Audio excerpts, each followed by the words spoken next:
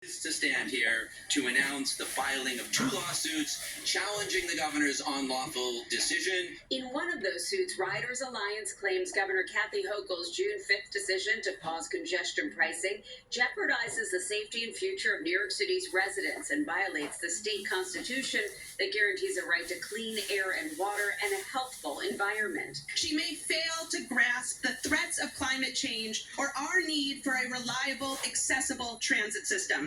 But congestion pricing, the Green Amendment, and the Climate Leadership and Community Protection Act are still the law. The other lawsuit, filed by a group of civil rights attorneys, challenges the governor's authority to block the Traffic Mobility Act from going into effect. That act mandated congestion pricing. Congestion pricing isn't just meant to cut down on traffic, it's also designed to raise $1 billion a year, money that will go to improve mass transit as a whole. Governor Hochul cannot subvert the outcome of a fair, open, transparent policy-making process that included all the people. The governor said businesses within the congestion zone are still struggling post-COVID and would further suffer if the pricing plan went into effect. But the public advocate says there's really no perfect time. The best thing to do is get it started, and we tinker as we go along. We'll fix it as we need to. But in order for that to happen, we just have to get it started. And those who filed the lawsuits today believe their efforts will go before a judge as early as September. And as for the governor, a spokesperson says she remains committed to funding transit and reducing congestion, and that these lawsuits are really just a way of scoring political points. On the west side, Lauren Glassberg, Channel 7 Eyewitness News. Now to the race for the White House, and the focus today once again on the presumptive Democratic presidential nominee. Vice President Kamala Harris this morning addressed members of the largest teachers union, and this afternoon she met with Israeli Prime Minister Benjamin Netanyahu. This the day after she skipped Netanyahu's controversial speech to the joint session of Congress. Eyewitness News reporter Darla Miles is in the newsroom with the very latest. Darla. Liz, President Biden's handling of the war in Gaza has been unpopular with voters. That was a big challenge for him in the polls. As for Harris, she's been more outspoken about the war and is now looking to set herself apart from Biden now that she's at the top of the ticket.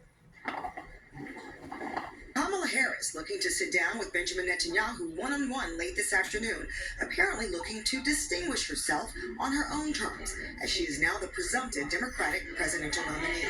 The vice president not presiding over the Israeli prime minister's address at a joint session of Congress yesterday, when Netanyahu defended the war in Gaza that spurred hundreds of protests.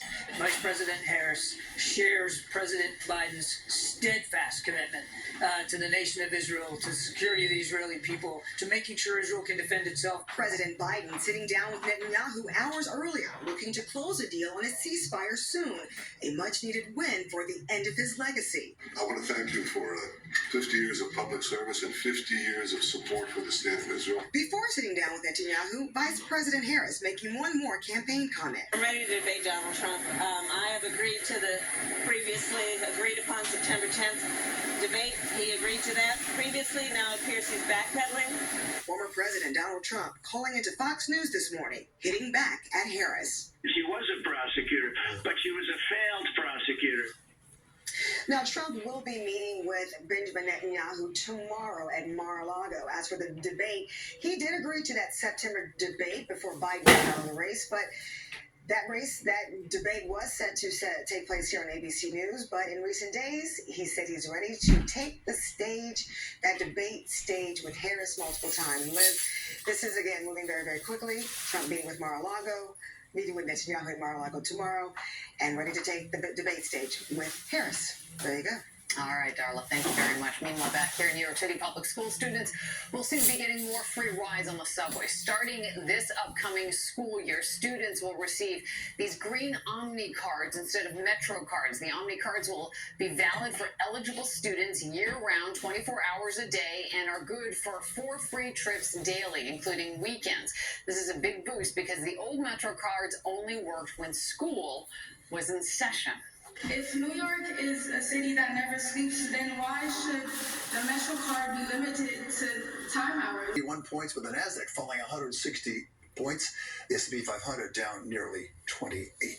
As we continue with Eyewitness News at 6 on this Thursday night, Dancing in the Sky, 5 years after high wire artist Philippe Petit walked across the Twin Towers on that rope.